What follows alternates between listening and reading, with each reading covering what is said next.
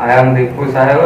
I discuss with God ଶ୍ୱାସକ୍ରିୟା ଶ୍ୱାସକ୍ରିୟା ତିନି ପର୍ଯ୍ୟାୟ ବିଶିଷ୍ଟ ଯଥା ସମ୍ପାଦନ, ଗ୍ୟାସ ପରିବହନ, ଗ୍ୟାସ ବିନିମୟ।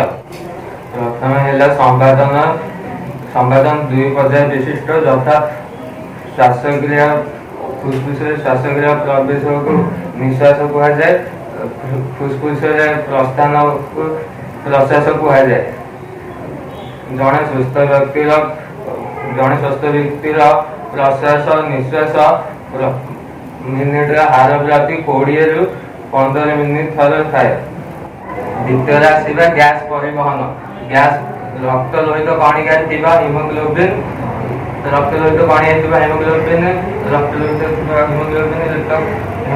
ଥାଏ। ଅମ୍ଳଜାନ ଗ୍ରହଣ କରି ଅକ୍ସି ହିମୋଗ୍ଲୋବିନ୍ ପରିଣତ ହୁଏ।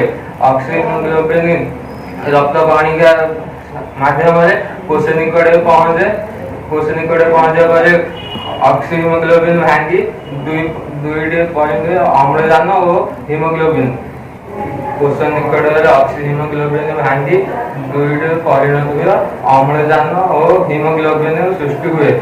ଅମ୍ଳଜାନ କୋଷ ଭିତରେ ଯେ ଅଙ୍ଗାରକାମ୍ଳ ବାହାରକୁ ଆସେ, ଅଙ୍ଗାରକାମ୍ଳ ବାହାରକୁ ଆସି ରକ୍ତରେ ମିଶେ।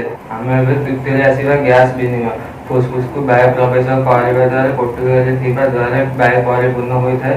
ସାଧାରଣତଃ ଅମ୍ଳଜାନ ସାନ୍ଦ୍ରତା କମ୍ ଥାଏ ଓ ଅଙ୍ଗାରକାମ୍ଳ ସାନ୍ଦ୍ରତା ଅଧିକ ଥାଏ।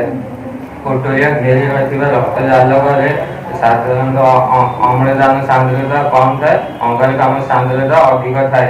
ଏବେ ବିଶୋଧନ ପ୍ରକ୍ରିୟାରେ କୋଠରୀରେ ଥିବା ଅମ୍ଳଜାନ ରକ୍ତ ଜାଲକୁ ଯାଏ। ରକ୍ତ ଜାଲକରେ ଥିବା ଅଙ୍ଗାରକାମ୍ଳ କୋଠରୀକୁ ଆସେ। That's all about ଶ୍ୱାସକ୍ରିୟା। Thank you.